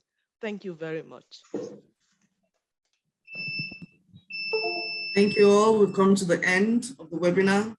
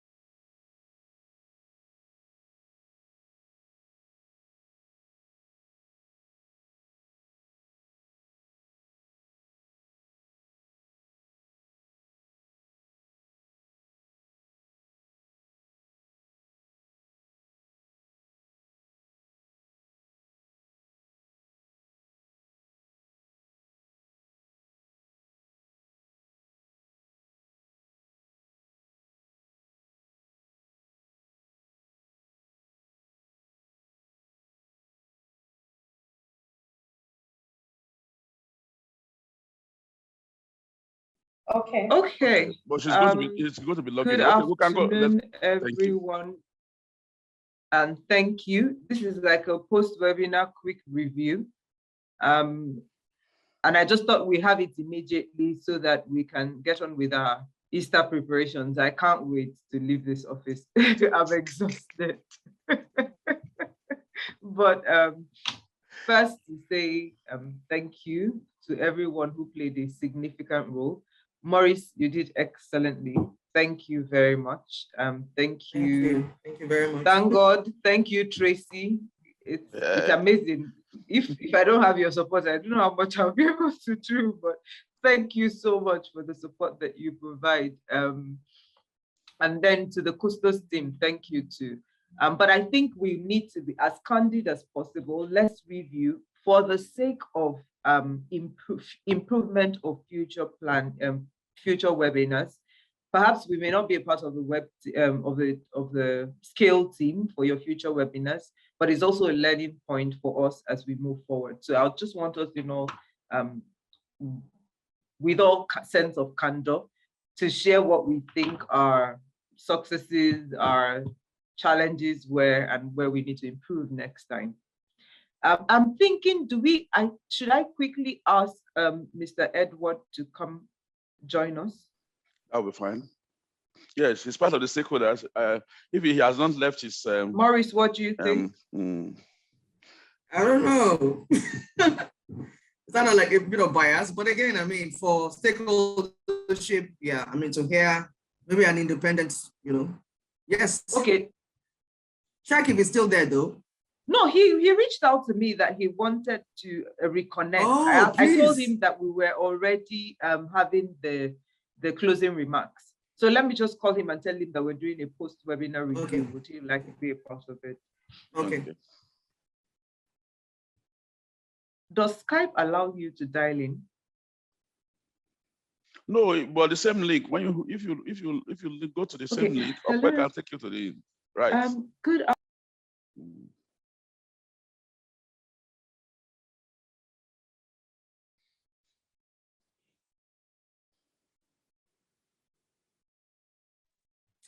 I think there was a lot of, anyway, I'm sure, Mr. Thank God, you expected those reactions. Yes, right? Yes. Let's go on first. For me, maybe I just reserve some of my comments first before when we start the comments level, we'll talk. Well, for me, I am quite. Okay, so he says to send him the link. So let me just very quickly send him the link. It's Okay. not the same link. Yes, he said he can't find it. Okay. He said he can't find it. These things happen sometimes.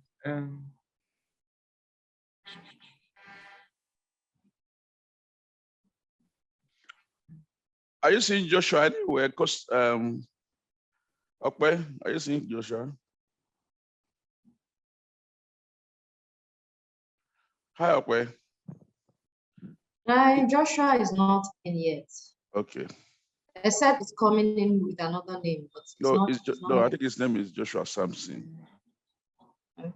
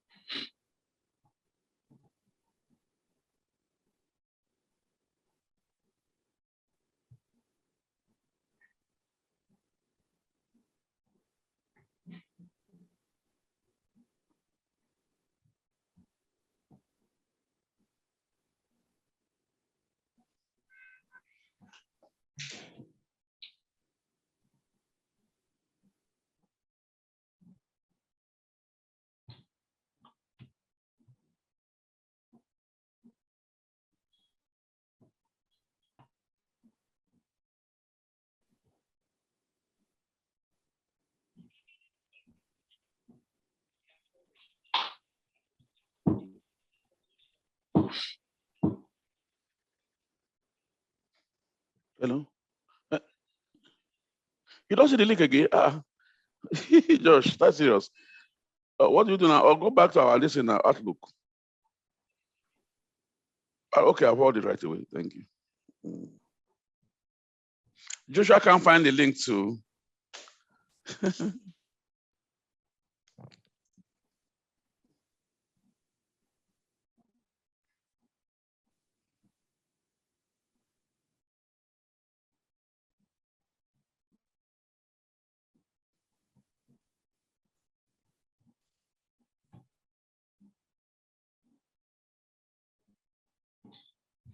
Tonya.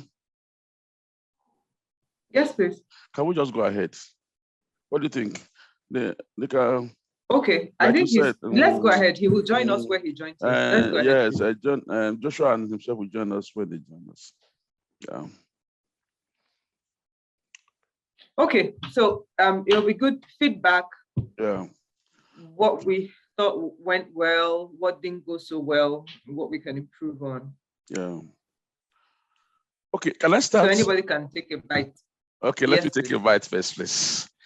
I have my own, I divided into four stages. The first stage is the meetings, those sequence of agenda we had, that action plan that detailed each actor's respective responsibilities and those tasks that we assigned to ourselves pre to the webinar. And those meetings we had were very useful. And the responsiveness to those meetings for me was a big plus. And I think that was showing professionalism at play. That's number one. Number two is the survey itself. The innovation you brought in, because I have always done that of the civil society organization, where you brought in the angle of private sector also having a webinar, a survey, as a way of knowing the private sector angle, and that was a blowout, because we would be more like restricted to the thinking of all the civil society, is thinking around this.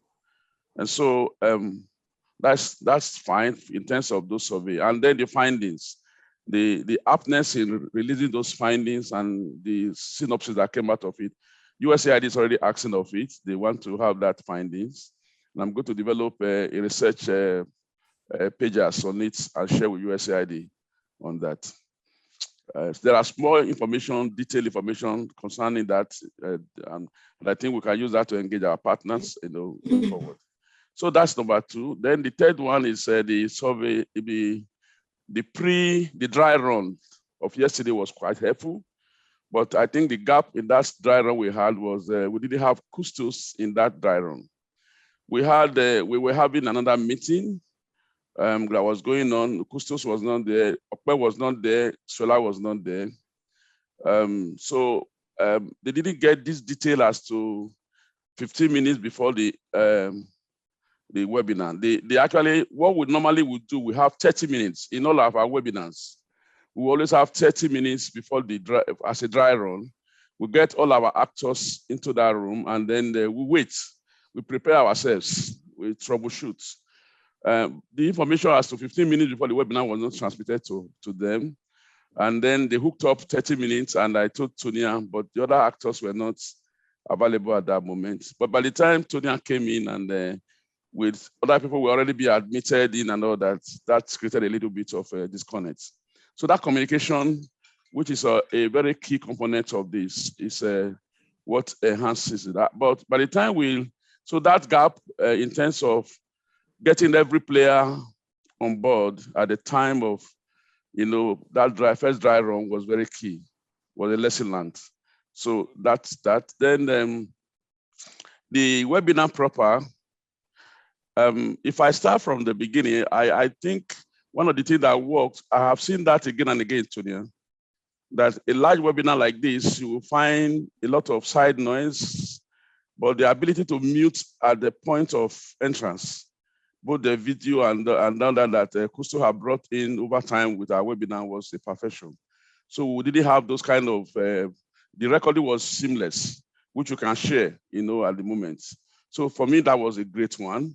Then in terms of the timeliness in opening and this, I think the issue is, again, maybe if Custos had known Tracy and they have had communication before this time, maybe they would have been the one doing most of the intervention. Even up to now, Tracy's number, I don't have Tracy's number, and Custos don't have those numbers. I think that communication was, I only had Tonia's number. I don't have Maurice. Please, you share me all your numbers because it's very important in all of this.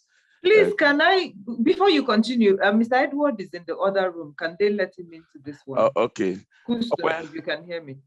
Okay, please let him. And then check whether Joshua has joined, please.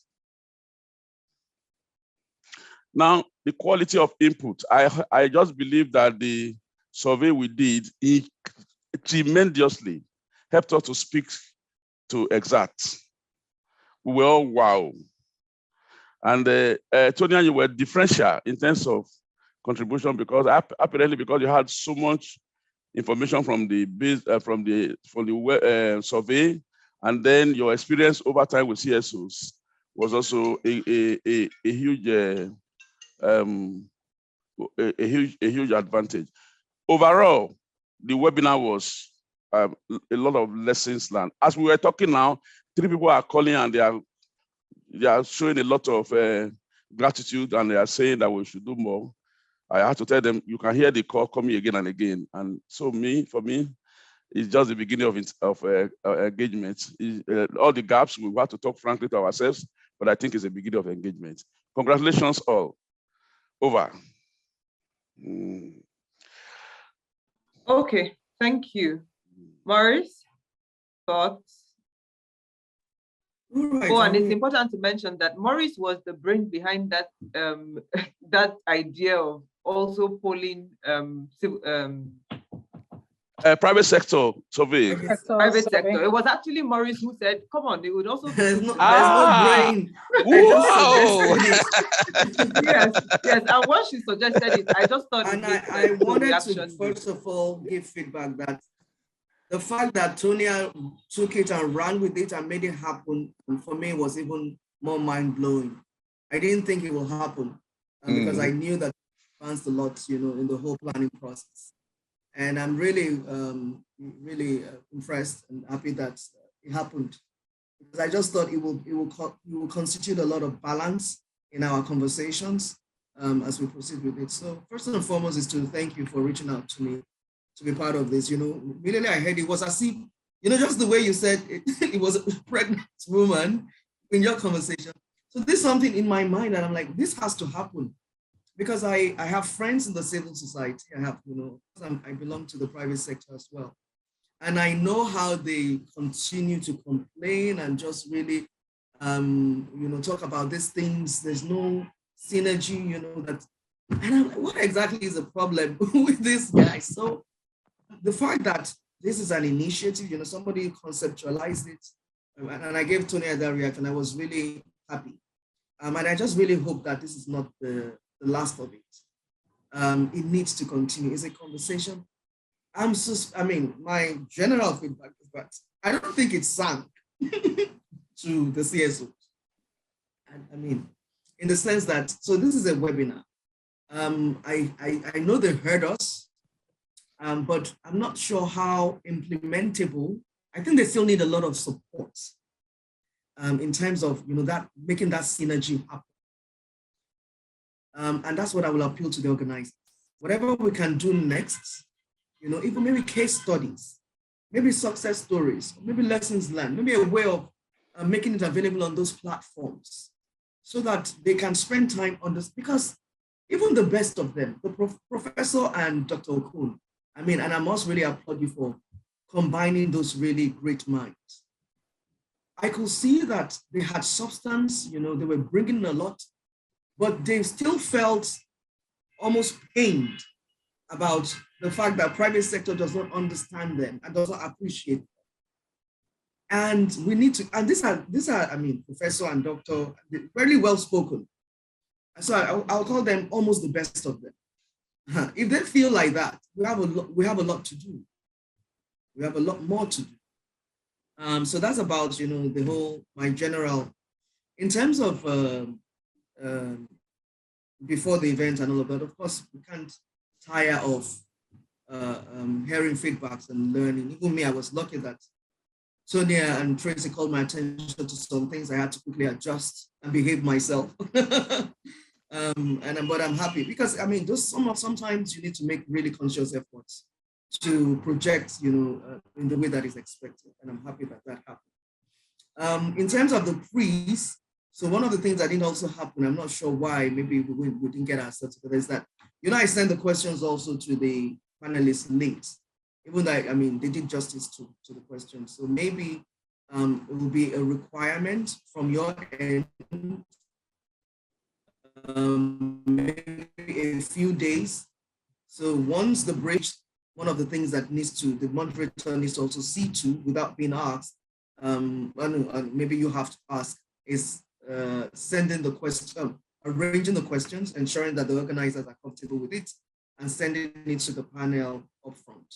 So it's not, thank God we had a rehearsal. Imagine that we all just came today and there won't be an opportunity even to know that we're supposed to send those questions ahead. So it's to really appreciate everyone and be thankful that I'm part of this conversation. And thank you also for bringing me into this smaller room because I know in the scheme of things, I'm not serious. I've not been in the organizing capacity with you guys. So that will be from me. Thanks a lot.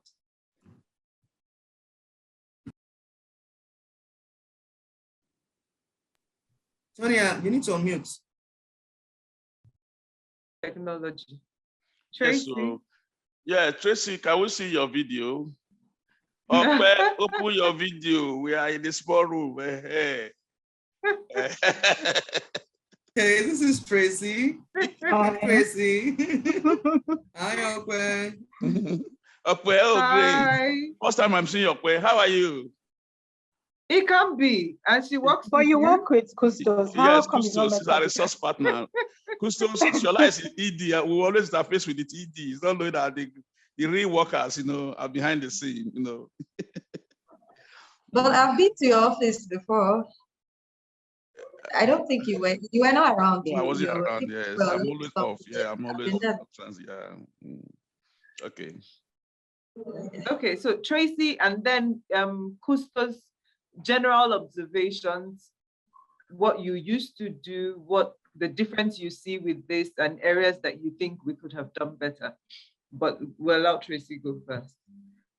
Okay, thank you, everybody. Well done to everybody. It was a good webinar, sorry. I'll start with the webinar and walk backwards. So the turnout was good. We kept to time, that was good, even with some of the technical issues, but we still managed to at least get some form of engagement from the participants, and a lot of comments kept on coming in about, appreciating the webinar and the responses from the panelists. A lot of people could relate with it. So, I mean, it was that part, I think, even with the short notice, like Maurice said, the planning yesterday, not sending the questions to the panelists, giving them ample time, or even involving Custos, like thank God rightly said, they should have been part of yesterday's actually. We didn't think about that. But regardless, I mean, the webinar still went on fine.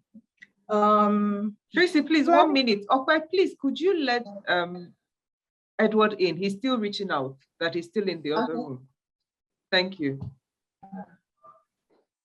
So for the planning, I mean, sorry to cut you, Tracy. Okay. Please, I can't see Edward. Did anybody send Edward a link to join, maybe their own personal link? Because then it will be showing as person. Sonia sent her. Sonia, you're muted. Sonia, you're mute. It's my link. I'm sorry, it's my link I sent to him. So okay, so it's showing my link. Yes. Oh, okay. Okay, maybe Joshua is using my link to check whether it's my link that is showing in Joshua's. Okay. Joshua is not. Okay.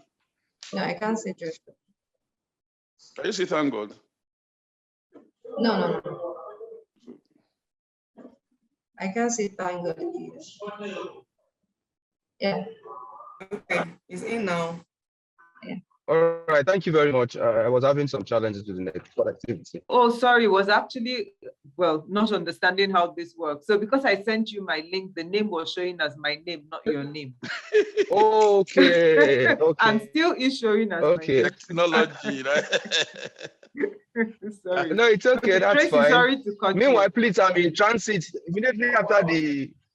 Immediately after the session, I just had to jump into the car. I'm going for a project inspection somewhere. So I'm in transit. Okay, that's fine. Unfortunately, you have missed out on most of the reviews, but that's fine. At least we can get your feedback. So Tracy was sharing hers. Please share with me. Okay. Okay, just a quick recap. I was saying the webinar itself was very good. We kept time, involvement and engagement by both the panelists and the participants was encouraging. When we also got that feedback in the comments, and also the number of participants, the turnout was good too. We had over, I mean, at one point I saw over 140 participants, which was very good. It was engaging. Pre-webinar, there's a lot we could have improved on, but thank God we had the dry run yesterday. Although there were some participants which we could have included, but that was an oversight. Custos being involved as their platform were running this on. We should have had them in the room so that they also were aware ahead of time who they needed to give, co-hosting rights to and all, and engagement, and at what point, they had to let people in and all that. But planning itself was good. I missed all the numerous other works we had to do. I mean, even thank God spoke about that for skill too while but we seemed to pull through and it was good. Any other things we could have done? Maybe just communicate better and have one central mailing list, where all participants, were all carried along. So that we don't miss out anybody or communication, whether it's through a web WhatsApp link or something, where everybody would have been carried along in Apple time. And like Maurice had said before, sending the questionnaire ahead, because we gave the panelists short notice, they didn't have quite enough time to read. Maybe that would have gotten some more insights if they had more time to review the questions I had. Overall, it was a good webinar. Well done to everybody. Thank you very much. Thank you, Tracy. We will do Okwe and then Edward. Okay, so in agreement to what Tracy and every other person has said, well, the turnout was really good. The engagement was very, very interesting. And so I was wondering at the beginning, so now I get it. So I was wondering at the beginning, I think Sonia, someone was upset that this shouldn't be this. And I was wondering, what is going on? Like I just got to know about it not quite long. And normally what we do is we open the meeting, not for everyone, at 30 minutes before, 30 minutes, yes. Before the time where the panelists are allowed in and discuss, all the discussion will be done then. And then by 5 minutes to the start time, you start allowing participants in. So I was wondering why, and it seemed to be, I felt responsible a bit, and then I was wondering why do I feel responsible? I opened the meeting at 10:30 at the normal time. So I think there was a communication gap, obvious communication gap, and I feel in the future, like Tracy said, we should have one communication channel, and that would go a long way. Thank you. Okay, thank you very much, Okwe. And yes, I was the one who was very upset at the start of the webinar, because we had agreed that it was going to be 10:45 that we start the dry run. And I came in 10:45 and you were having your back and forth with Thank God. And I said, okay, let me just hold on a bit and see if you will end. And we got into 10:50, 10:51, you were still having your back and forth about registration of people who would register with maybe they listened in on someone else's laptop. At some point I was like, come on, are you guys not looking at the time? but I'm glad that we figured it out at the end. I'm glad. Okay. Thank you so much, Okwe. Thank you. Mr. Edward.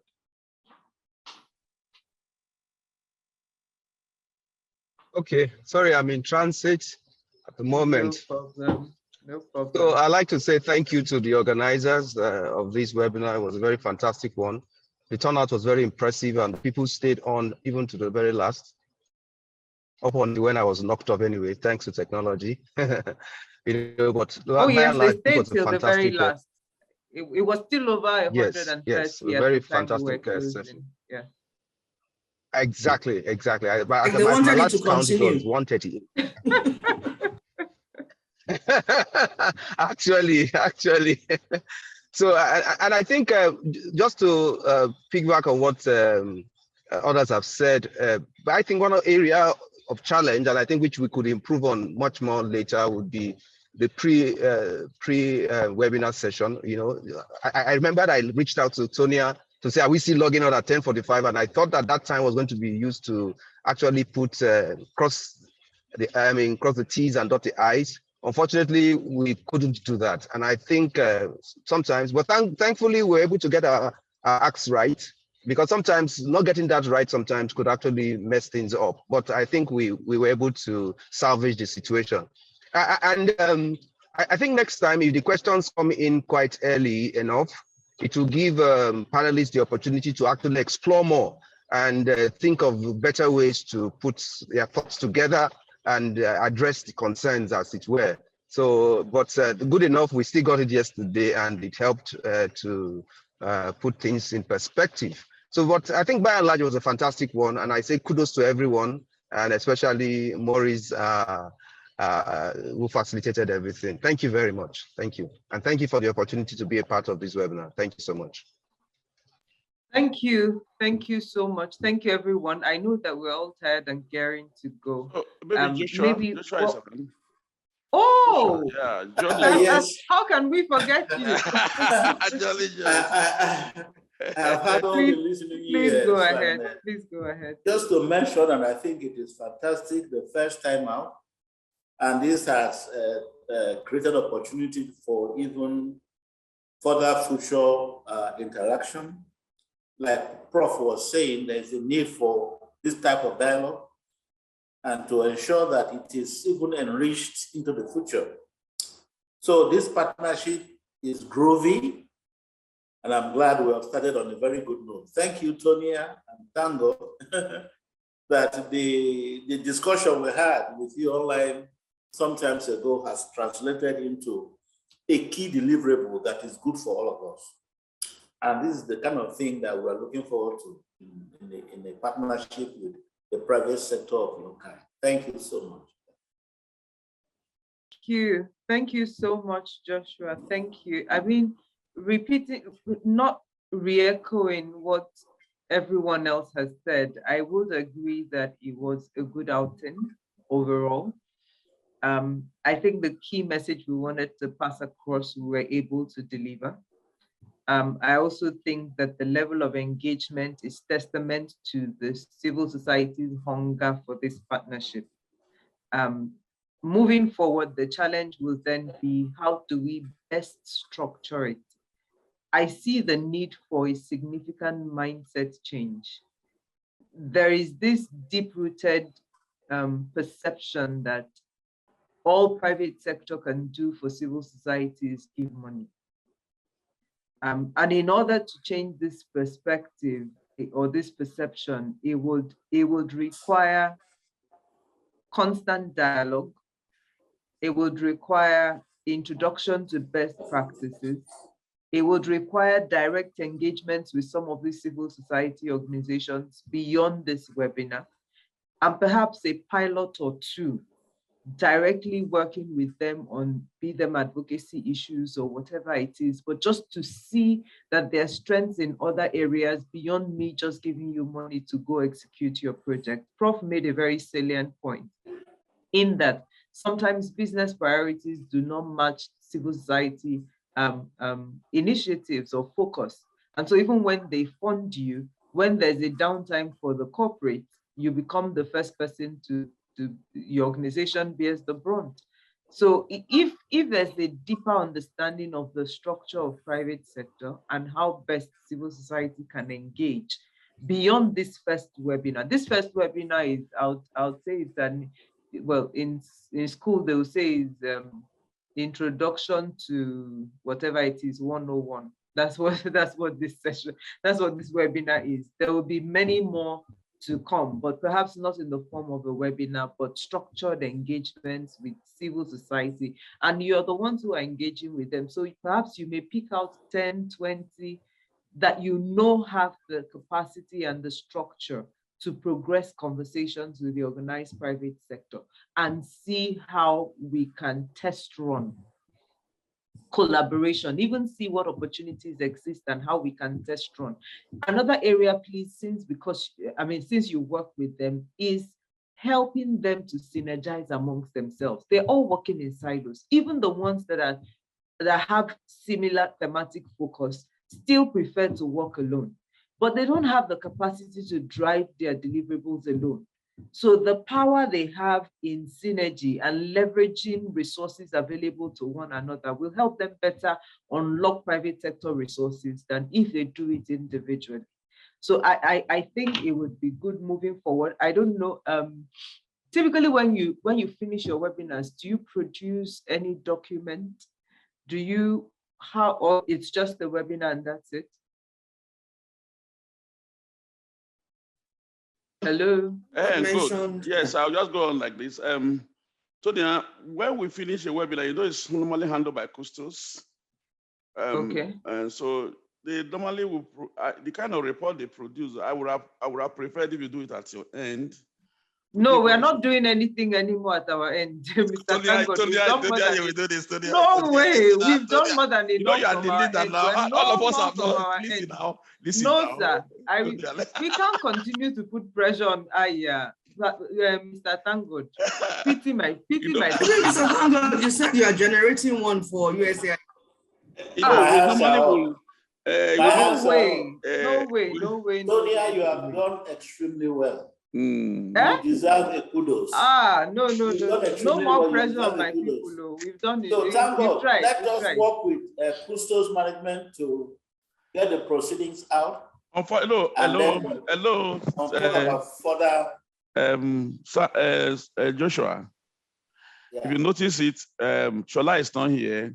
TB is not here. It's deliberate. They are having another webinar on 27th, 26th. Because they believe this was a collaboration between Oando Foundation and Scale. It is not a direct deliverable for them, but we use their platform when we were talking. That was why most of the communication, if you notice, was between Scale and Oando. And so that was why I had to ensure that Okpe must be here. They are on transit as I speak. They are coming from Abuja to Lagos. I mean, Timian. If we have to do the report, Josh, are you there? I wanted to unmute. I'm here now. I'm telling you, I put my picture up so that you don't have to see my mouth shaking. Okay, whatever it is, I think, Tonya, I will work with Joshua to do a 2-pager on the major outcome. Would that be okay for this? When can you share the link to this webinar? You record it, right? Yes, please. No, I will do that right away. It's already recorded. No, the reason I'm asking is not to develop reports. I'm asking so that we can. I'm happy your video is on. I'm happy your video is on because your voice is stronger like your face. Anytime you talk only your. I will come to. Are you in Abuja or Lagos? People have to always say. I always get this feedback. Your voice is stronger like your face. You're a leader now. A leader has to be very assertive and strong. Maurice, am I right? Okay. No No problem. Let me leave all of us. I think it's been a busy day for all of us. Yeah, I will share the report and I will share the video recording. Please, Tracy would need it for so we will typically do a thank you mail. Okay. She will send a copy of it to you if she hasn't sent, and would include that the link to the recording. So anybody who didn't participate and would want to listen can also listen in. Okay, when do we have the recording? Hi, Okwe. Are you with us? Okay. Okay, you can pass the information back to her. Yes, I will. Thank you, everyone. I think we've had an extensive conversation. Whatever we need to carry forward in the report, it will be clearly stated what the recommendations should be. Okay. Thank you, and enjoy your Easter break. I'm inviting you to share in my drinks. What is this, Joshua? What is this? This is pineapple, zobo, beetroot, and apple. What does it cure? It cleanses your system and renew your energy. Bang, bang, bang. Well done, sir. Well done. Enjoy. Happy Easter, everyone. Yeah, take care. Edward. Bye. Bye-bye. Yes, Edward. I'm sure. Thank you, everybody. Yeah. Have a happy It was a great time having you. Tonya, we need to talk concerning the pre-summit. Maybe I'll send you a mail for that pre-summit. The summit, what the summit that we are planning. Mr. Tango, this partnership is becoming too demanding from you. No, okay, I will send you a mail. This partnership is now becoming too demanding. What you wanted was courtesy call. From courtesy call, we have entered webinar. From webinar, it's now mutual benefit to have a lot of things. I think it's going beyond partnership. It will become a marriage between Oando and Scale. I like that language. No, for all of us, actually. No, the future is bright in this type of engagement. Yeah. You can never tell which community we are going to be impacting and change their story. That's correct. Sure. And that is the in for me, actually. And then several BMOs participated too. And we're going to be getting their voices out. And this collaboration is what this country actually needs. Thank you. All right. Thank you, everyone. Take care. Bye. Enjoy your Easter. Bye-bye.